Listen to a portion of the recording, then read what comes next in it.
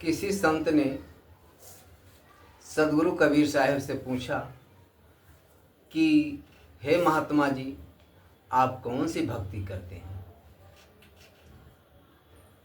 सदगुरु कबीर साहब ने बोला कि मैं अलग करो जोड़ो, जैसे रेल की पटरी पर रेल के डिब्बों से एक पटरी से दूसरे पटरी पर ले जाकर के जोड़ा जाता है, उसी तरह अलग करो जोड़ो।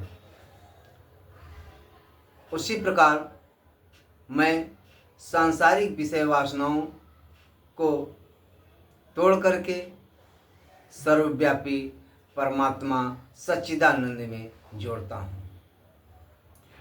तो कबीर साहब बोले कि मैं 3 तरह की भक्तियाँ करता हूँ। पहला तोड़ो जोड़ो, दूसरा बाहर फेंको अंदर खींचो, तीसरा याद करो भूल जाओ। गीता में भी श्री कृष्ण भगवान ने बोले हैं, अध्याय 6 के 26 में श्लोक में, यतो यतो निश्चरत मनस चंचलमस्थिरम ततस्तो नियमेव तदात्मनेव वंशनयेत। चंचल और अस्थिर मन जहाँ जहाँ भटकता है वहाँ वहाँ उसे रोक कर आत्मा में जोड़ना चाहिए, और मन में बार बार सदगुरु कबीर साहब ने बोलते हैं कि सर्वव्यापी परमात्मा का नाम का स्मरण करना चाहिए। यह प्रतिक्रिया करते रहने से धीरे धीरे जो है स्वभाव बन जाएगा और मन अस्थिर हो जाएगा। सांसारिक विषय वासनाओं से तोड़ो और सर्वव्यापी में जोड़ो। अब बाहर फेंको अंदर खींचो। बाहर फेंकने का मतलब होता है सूप ज्ञान सज्जन सहे फूहर देत निकार, सारद हिये अंदर धरे पल पल करत विचार। सूप का ज्ञान क्या है? अच्छे अच्छे को ग्रहण करना और खराब खराब को फेंक देना। यही चलनी का ज्ञान मत लीजिए। चलनी का काम क्या है कि अच्छे अच्छे को गिरा देता है और भूसी को रख लेता है। तो मैं दूसरा भक्ति यही है। और तीसरा भक्ति है याद करो भूल जाओ। क्या याद करो? आपके साथ जो अच्छाई किया, आपने जो अच्छा किया उसको आप भूल जाओ। जो आपके साथ गलत किया या गलत किए ये सब को भूल जाइए।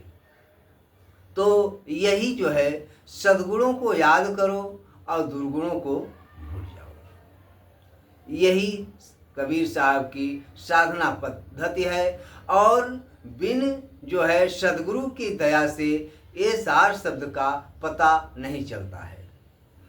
तो सार शब्द जो है सत्संग से ही ये सब भक्तियाँ आ जाती हैं। सारम निरक्षरम शाब्दम कथतय सुजनैर्जनः तद्ज्ञाता यदि लभ्येत शीघ्रम पूर्य फलानि च। निरक्षर जो सार शब्द है, जिसकी प्रशंसा श्रेष्ठ गण करते आए हैं, उसके ज्ञाताओं को सब शुभ कर्मों का फल मिल जाता है। गया गंगा प्रयागम च व्रतम दानम तथैव च सार शब्द समायते भवन्ति कदाचन। गया गंगा पुष्कर व्रत दान तीर्थ आदि सार शब्द की तुलना नहीं कर सकती।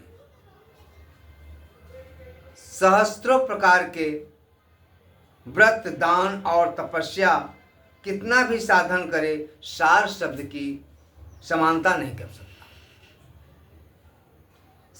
कल्प कोटि सहस्राणि काशी वाचे च यत्फलम क्षणार्ध चिंतिते शब्दे भवतस्य ततोधिकम। करोड़ों कल्प काशी में रहकर जो फल प्राप्त होता है वही केवल आधे क्षण सार शब्द का ध्यान करने वाला अनायास पा जाता है। अब विचारना चाहिए कि सहस्त्रों कल्प युगों का एक कल्प होता है। ऐसे करोड़ों कल्प जो काशी में रहे, उससे बढ़कर सार शब्द के आधे क्षण में सब कुछ मिल जाता है। एक घड़ी आधी सो पुण्य आध, कबीरा संगत साध की कटे कोटि अपराध। तो सार शब्द के आधे क्षण में सब कुछ मिल जाता है। अब उसके समान करोड़ों आप व्रत दान तीर्थ कितना भी कर लो, कुछ नहीं मिलने वाला है। कलयुग केवल नाम आधारा, सुमिर सुमिर न उतरहु पारा।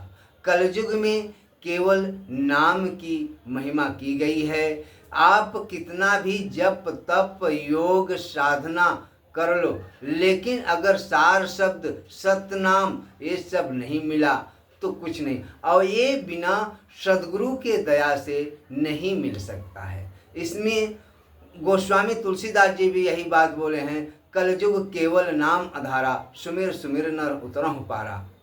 तो कलयुग में सार शब्द की बड़ी महिमा है। इसी से तीर्थ गए तो एक फल, संत मिले फल चार। सतगुरु मिले अनेक फल, कहे कबीर विचार। तीर्थ जाने से केवल एक ही फल अर्थात पाप का नाश होता है। संतों के मिलने से अनेक फल, अधिक फल। कोई कहे कि ऐसा क्या है कि जो संत के मिलने से मिलता है, सो जानना चाहिए। चारों स्थानों का सुधि तो सद्गुरु द्वारा ही होता है, और चारों स्थान का फल चारों स्थानों तक है, और स्थानों का सुधि तो सद्गुरु के द्वारा ही होता है। यही सार शब्द की महिमा है, नाम की महिमा है।